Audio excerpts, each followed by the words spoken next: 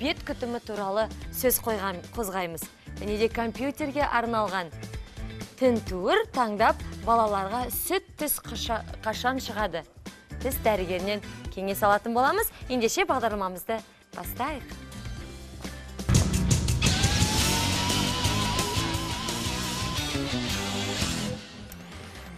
Ұқыптылықты талап ететін қырынуды өнер десек, артық емес. Теріңіздің тітіркенуінсіз, артық жарақатсыз, тегіз, әрі таза қырыну үшін не істеу керек? Ұстара түрлері қандай? Және де ерлердің бет күтімі туралы біздің алғашқы қонағымыз сөз етпек. Қарсы алайық, Нұрлан Әбілдаев келіп отыр екен. Нұрлан мырза, сізді шақырайық. Келіңіз. Сәлеметсіз бе? Сәлеметсіз бе? Студиямызға қош келдіңіз. Рахмет. Төрлесеңіз болады, жаққа өтіңіз, көңіл күйіңіз қалай, Нұрлан? Көңіл күй өте тамаша. Бүгін қырыну мәселесі және осы қырыну жайлы жақсы бір кеңестерді айтып өтемін.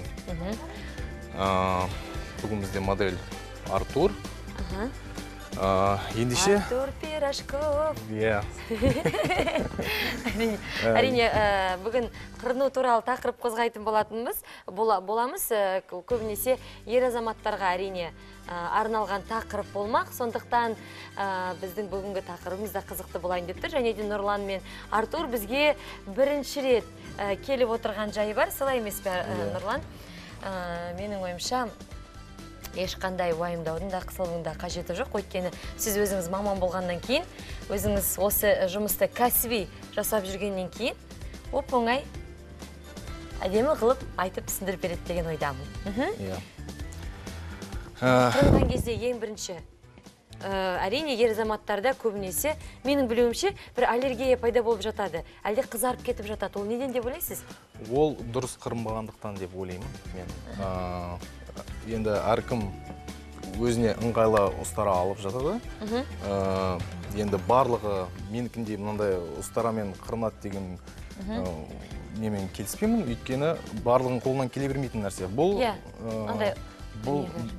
Бұл ұстарамен қолдану үшін сіз өзіңіздің профессионал болуыңыз керек та? Байқаңыз, анау лезвиесі бар. Яғни арнайы ұстаралармен қолдану үшін нағыз кәдімгідей өзісінің шебері маман болу керек деп ойлайсыз ғой, иә? Ал енді көбінесе үй жағдайында мынандай дүниелермен қолдануға бола ма? Әлде қарапайым жігіттердің қолданатын қырынатын заттарымен? Енді қолдарынан келіп жатса, неге болмасқа? Әрине, если қолдарынан келетін болса, қырсын бұлмен. Көбінесе жігіттер ыңғайлы ұстара жилетпен қырып жатады. Ендеше бастайық. Жарайды, іске кірсек, жақсы. Бізге бүгін қырынуға бізге құрал саймандар керек. Ол ұстара, және де бізге ыстық орамал керек. Бетті жұмсартып алу үшін, және ыңғайлы жағдай жасаймыз, өзімізге. Қауіпсіз. Және қауіпсіз қырыну үшін. Қарастырамыз. Жақсы, мына жерде біз көріп тұрғандай ыдысымыз тұр. Мына жерде және де оның ішінде орамал. Оған ыстық суды құямыз. Оны құйған себебіміз, ана бетке жаңағы орамалды бүйтіп ұстаған кезде, ол жаңағы қырынған кезде кесіп кетпейді, жырып кетпейді, жұмсақ болып тұру үшін біз ыстық сумен жұмсартып алады екенбіз. Көрдіңіздер ме? Егер сұрақтарыңыз туындап жатса, 55-37-76 біздің байланысы нөміріміз, және де барлық әлеуметтік желі, WhatsApp, Instagram парақшамыз сіздер үшін жұмыс жасауда. Құрметті көрермендер, негізі қырынудан бұрын бетіңізді ыстық сумен жақсылап жуыңыз, немесе бетіңізді ыстық сумен жақсылап жуып, суланған сүлгімен сүртіп алсаңыз, теріңіз жұмсарады. Ал гелді айналдыра жаққан дұрыс екенін өздеріңіз көріп отырғандай, қазір біз ер азаматтарға арналған тақырыпты қозғаудамыз. Қырынған кездегі кездесетін енді қыз-келіншектер қазір ер азаматтар көріп отырса, проблемалар болып туындап жатса, Нұрлан мырзаға сұрақ қойсаңыздар болады.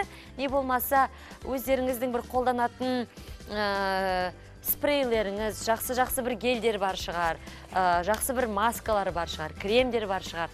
Сол жайында да айта отырыңыз, бізге қызық әрине, біздің көрермендерімізге де қызықты ғой деп ойлаймын. Негізі, Нұрлан мырза, ер азаматтарға бір арнайы мына жерлеріне бір маска жағасыздар ма әлде крем деген сияқты? Иә, әрине жағамыз оны. Ол қалай айтсам болады, әртүрлі жағдай болады. Мысалы үшін, біреудің терілері бір кісілерінің өте тітіркеніш. Аллергияға жақын. Аллергияға жақын. Олар әрине қырынып болғаннан соң бальзам жағу керек. Одан кейін, егер қырынып болған соң далаға шығатын болсаңыз, әрине мен бальзамды кеңес етемін. Өйткені ол... Бальзамды көрсетейік. Міне бальзам қырынғаннан кейін қолданатын. Өйткені ол күн сәулесінен және қорғайды, және бетті ылғалдандырады. Жұмыс жасай береміз бе, Нұрлан мырза? Қазір Артурдың бетін біз көрейікші. Артурдың беті құрғақ па, әлде майлы беттерге жатады ма? Қалай ойлайсыз, Нұрлан? Беті негізі тамаша. Майлы емес, құрғақ та емес, тамаша. В общем, бастаймыз. В общем, тамаша. Да. Ендеше, құрғақ беттері емес, майлы бетте емес, Артурдың беті орташа деп айтауға болады. Сондықтан біз бірінші әдістерін көрсетудеміз, және де... Бірінші май жағамыз, кішкене. Қандай проблемалар туындап жатады? Проблема туындағанда... Өзіңіз енді көбінесе ер азаматтар келеді ғой сізге. Арнайы маман болғаннан кейін шаш қидырып жатады, осы сақалдарын алдырып жатады. Сонда көп кездесетін қандай проблемалар бар? Ең көп кездесетін проблема ол көп кісілерде сақал өспейді. Өспейді? Сондай ма? Сақалды қалай өсіру керек? Осы ең бірінші сұрақ маған келетін. Сіз қалай сақалыңызды өсіріңіз деген сұрақтар туындап жата ма? Қызық екен. Бірінші туындайды естіп тұрмын. Бізде сондай проблема көп. Беті күйіп кетпей ме? Жоқ. Оны бірінші осылай үйретіп аламыз. Хабарласқан көрермен бар екен, тыңдап көрейік. Алло, сәлеметсіз бе? Тыңдап тұрмыз сізді. Қайырлы күн, тікелей эфирдесіз. Алло. Міне, байланыс нөміріміз үзіліп кеткен сияқты, кейін хабарласады деген ойдамын. Міне, өздеріңіз байқағандай, жаңағы ыстық суға орамалды батырып алдық та, жақсылап тұрып, енді оны қазір жұмсартып аламыз. Егер де бұндай саймандарыңыз болмаса, үйде, егер сіз душтан шыққан кезде, ләзді қырына беруіңізге болады. Оның үстіне қазір енді әдемі осындай бір сақал қою, біреулер бір бруталдық, сондай бір нені көрсетеді, бір әдемілікті беретін сияқты, және де сақал сәл қоятын болса, көбінесе жігіттер, ер азаматтар өзін үлкейтіп көрсеткісі келеді жаңағыдай. Әдемі бір бейтіп жақсылап тұрып сурет салып қояды, жіңішке қылып қияды. Сондықтан менің ойымша қазіргі кезде ол сәнге айналған сияқты. Сақал қою қазір өте сәнді. Және де тағы да айта өтейін, пенка ма? Бұл гель, сақал қыруға арналған гель. А пенка жақпайсыз ба? Біз бүгін гельді қолданамыз, өйткені гельмен қыру қауіпсіз, оңайырақ болады. Өйткені бір кісілерде болып жатады, қал болып жатады, бір жерінде өгірей болып жатады. Сол кесіп кетуі мүмкін. Гельден барлық көрініп тұрады. И ыңғайлы әрі... Түсінікті. Яғни пенка болатын болса көбінесе, әрине сақалдың барлығын жауып тұрады, беттің барлығын жауып тұрады, сондықтан жаңағы абайсызда бетте бір меңдер болып жатса, кішкентай бір жаңағыдай дақтар болып жатса, абайсыздан жаңағыдай безеу болып жатса, оны кесіп алу мүмкін, дұрыс айтасыз. Сондықтан біз гельмен жаққанды жөн көрдік. Сонда қырынғанда да оңайырақ екен. Ер азаматтар, өздеріңізге де қыз-келіншектер түртіп қойыңыздар. Негізі жаңа лазерлі ұстара ойлап шығарылған екен. скарп деп аталатын лазерлі ұстара көмегімен 30 күн бойы қырынуға болады. Жоба авторларының мәліметіне сенсек, бұл ұстараның өткір жүзі жоқ. Оның орнына лазерді қолданады. Құрастырушылардың айтуынша, лазердің адам терісіне еш зияны жоқ, және сақал мұртты сулауды да қажет етпейді екен. Қандай тамаша құрал. Нұрлан мырза, пайдаланып көрдіңіз бе лазермен? Жоқ, мен әрине әлі оны қолданып көргенім жоқ. Бірақ менің үйреніп қалған осы ұстарам бар. Ала беріңіз. Өте тамаша. Байлаңыз, қорқынышты сияқты әрине. Иә, сақал алғанда бірінші беттен бастау керек. Беттен бастау керек, өйткені бұл жердің кожасы жұмсақтау келеді, әрі сақалдары да тоже жұмсақтау келеді. Мына жер мұрт, ең қатты жер, оны ең соңында. Біз мына жақты қырып болғанша мұрт жұмсарып тұрады, и соңында оны қырып өтеміз. Аяқ жағында, иә. Түсінікті. Жаңағы орамалыңызды сулап, бетті жұмсарту тәсілін айтып жатырсыз ғой. Мен де өзім осы қыз келіншектерге, қыз баласы болғаннан кейін әрине көптеген пайдалы кеңестерді түртіп, жаңағыдай өзім пайдалануға тырысып жүрем. Сол кезде бір сән үйлеріне барған кезде, сұлулық салонына барған кезде, жақында өзімнің байқағаным, енді соңғы кезде осы тәсілді де қолдана бастадым. Қыздар, үйдегі біздің жеңгелер, аналар, қыз балаларға, келіншектерге арналған жақсы бір кеңес айтылуда.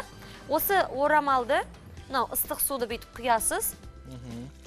Не болмаса, үйдегі ванныңыз болса, ваннаға ысытып аласыз. Болмаса, осы неге ыдысқа малып, ыстық қылып, басыңызға маска жақып қоясыз қой? Басты мақсат теріні және түктерді жұмсарту. Иә, ол ер азаматтарға ғой. Мен өзіме қыз балаларға, әйелдерге қатысты бір кеңес айтудамын, Нұрлан мырза. Сонда жаңағы айтайын дегенім, масканы жағып болғаннан кейін, осы орамалды алып, ыстық қылып жақсылап тұрып, басыңызға оны жауып қоясыз. Оны, Нұрлан, сіз естідіңіз ба, жоқ па? Жаңа ыстық қылып орамалды басқа орайды. Жанып тұрған күйінде. Соны бір 2-3 минут, 5 минут көп ұстамаңыз. 10 минут, 15 минут ұстаудың қажет жоқ, оның өзі суып кетеді. Шашқа бейтіп ұстап қойсаңыз, шашыңыз жақсырап жұмсарады екен. Көбінесе мынау утюжоктармен, бір плойкалармен пайдаланатын, көп пайдаланатын, шашты көп үтіктейтін қыздарға арналады. Сонда шаш ұштанбайды, және де шаш өзінің жұмсақтығын сақтап тұрады. Осыны аптасына бір 2 рет жасасаңыз жеткілікті. Пайдаланып көріңіз. Өз басым жасап жүргеннен кейін сіздермен бөлісіп жатқан жайым бар, көрермендер. Енді біз бүгін Артурдың қазір сақалдарын алудамыз. Оны енді арнайы маман Нұрлан мырза көрсетуде. Ер азаматтарға арналған тақырып болуда. Ең бірінші, әрине, үйлеріңізде, сізде барлықтарыңызда пенка да бар шығар, ер азаматтар, ұстара да бар шығар. Арнайы жаңағыдай, не деп айтып едіңіз, мына құралдың аты? Ол машинка. Машинка, иә. Бұл машинканы... Жилеттіңіз бә бірдеңе деп басындай. Машинканы қолданамыз, егерде сақалыңыз тым ұзын болып кетсе, және қалың болса, оны бірден ұстарамен алу кішкене ыңғайсыз болады. Сондықтан біз оның ұзындығын кішкене аламыз. 3 мм қалдырамыз. Сол кезде өте тамаша қырынады. Осы арнайы ұстарамен, не болмаса машинкамен де аласыздар. Сонда жаңағы пенкадан қарағанда өзіңізге жақсы ыңғайырақ, гель жаққан жақсы екен. Сонда жаңағы бетіңіздегі кейбір дүниелер болса, оны қырып кетпейді, жаңағыдай қатты кесіп кетпейді. Сол үшін гельмен және де жұмсару үшін мына ыстық суды ыдысқа, болмаса жаңағыдай неден жақсылап тұрған, ағып тұрған ыстық суға батырып аласыз да, жаңағыдай бетіңізге мына орамалды басып қойсаңыз, сақалдарыңыздың түктері жұмсарып, қырынған кезде де өздеріңізге оңайырақ болады екен. Сонда ешқандай аллергия болмайды, беттеріңіз қатты қызарып кетпейді, және де алған кезде де жұмсақ, өзіңізге жеңілірек болады. Осы тәсілді де пайдаланып көріңіз. Бұл бірге таңдаймыз бағдарламасы. Өздеріңізбен тікелей эфирдеміз. Бізде қонақта Нұрлан мырза және де Артур. Модель жігіт келіп отыр. Біздің міне сақалымыз алынып болғандай. Кішкене қалды. Мына жерлерінде қызарғандарын қалай кетіруге болады деп ойлайсыз? Әлде ол терінің өзінде? Кейбір терілер өте тітіркеніш болып келеді. Сондықтан жаңағы айтып атқанымыз бірінші бетті жұмсартып алу керек деген басты себебіміз сол. Және қауіпсіз әрі болады. Қарап тұрсаң бір өте не сияқты? Қорқынышты бір денеңді кесіп кететін сияқты көрінеді. Бұл тәсілмен қыру үшін бірнеше жылдар тәжірибе керек, бірнеше жылдық. Бұны бірден қолға алып, бірден алып кету мүмкін емес деп ойлаймын өзім. Мен өзімде бірнеше жыл тәжірибе жасап, содан кейін барып қолға алдым бұл құралды. Түсінікті. Болды-ау деп ойлаймын, Нұрлан мырза. Артурдың бізде беті дайын болды. Осындай тәсілдермен қолдана отырып, жаңағы сақалыңыздың қыруға болады. Нұрлан, көп рахмет. Артур, сізге көп рахмет. Біздің жарнаманың уақыты таяп қалған сияқты. Алғысымыз шексіз. Жігіттер осындай әрқашанда сымбатты болып жүре беріңіздер. Көп рахмет сізге. Рахмет үлкен. Балаларға сүт түс неше жасында шығып бітеді. Бұл туралы бірер минуттан соң ауырмайтын жол ізде айдарында көретін боласыздар. Арнадан алыстамаңыздар, бізде жарнама. Ертең